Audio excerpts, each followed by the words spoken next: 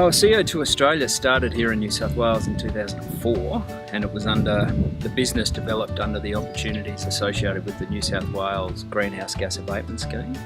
For the CSU project, this was one of the first properties that was planted, so this was planted in 2006, and all of the CSU project plantings were planted that year.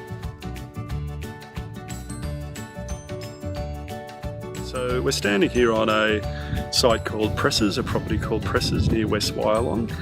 We planted this site around 8 years ago now with a mix of mallee eucalypts as part of a carbon project. So this is actually one of the earliest sites planted as a carbon project in Australia. Since that time, we've transitioned this particular project into the Australian Emissions Reduction Fund. So we've turned this into a carbon credit producing project, and we've used some of those carbon credits to help Charles Sturt University with their offsetting program. CO2 Australia, we've been extremely pleased to be engaged by Charles Sturt University to help them with their offsetting requirements, and yeah, certainly we really commend and applaud the leadership position that Charles Sturt's showing in being the first carbon neutral university in Australia. It really is a tremendous effort. Yeah, it's fantastic for CSU to be recognised as the first certified carbon neutral university. I think what's fantastic about a project like this is it's accessible, it's tangible, and it's really an opportunity for our staff and students to come out and see firsthand about how this particular project is working towards reducing global carbon emissions, and CSU directly showing leadership here by putting our own investment in here and supporting these large swathes of native trees and reforestation of these paddocks. So as part of this field trip to come out and see some of the offset projects that CSU is supporting, we've been really lucky and successful in attracting groups of students and staff from different areas of the organisation, both teaching and general staff. So it's great that we've been able to generate that interest, and these people will be able to go back and tell their story firsthand about some of the projects that they've seen that are associated with us as a carbon neutral organisation. But yeah, certainly what stands out to me in the relationship with Charles Sturt University is their commitment to using really high quality carbon credits, verified carbon credits, and wanting to really get hands-on with the projects that they're actually purchasing these carbon credits from. So covering a range of different activities, including wind energy and here in sunny New South Wales, reforestation projects that are actually returning trees to denuded landscapes.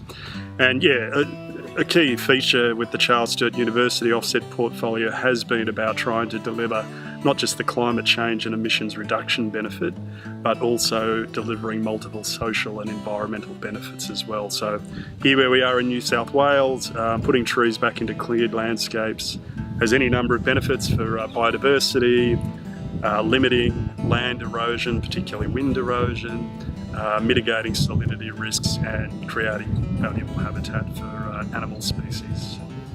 Look, I think being the first university in Australia has been fantastic in terms of us setting the agenda for others to follow and showing a lot of leadership in terms of, you know, it's going to be great for everybody in terms of everybody works towards that longer term goal of reducing our carbon footprint across the country.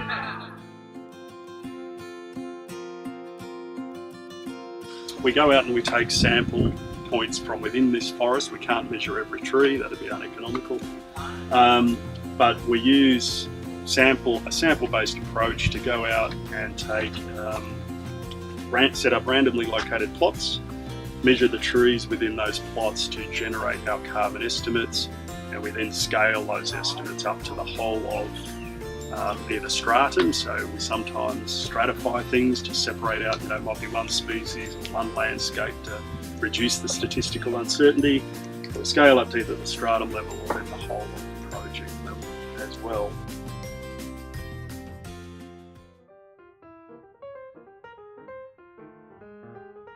I've really enjoyed it. It's nice to come and see. It's one thing to hear about it on a map or in a program or in a media release, but to actually be here and actually see it, actually come and enjoy it and do some of the plot sampling and know that the data I've helped collect will actually go to contribute towards CSU's data count.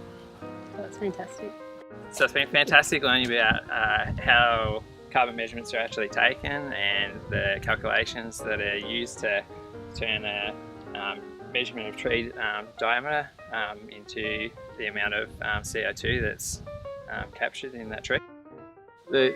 Today's been fantastic, and I think it just sort of underlies how complex an issue of reducing carbon is, and understanding how it's produced and how you measure it, and the detail that you need to go in, just to so you know there is no second thoughts about whether you have or haven't reduced your carbon, and been able to measure it in terms of significant products like some of the stuff we're seeing here today in terms of large-scale sequestration through trees. Near West Wyalong in New South Wales. Sorry guys, these flies, let's go. We might have a few of those. That one just about went up my nose, apologies for that.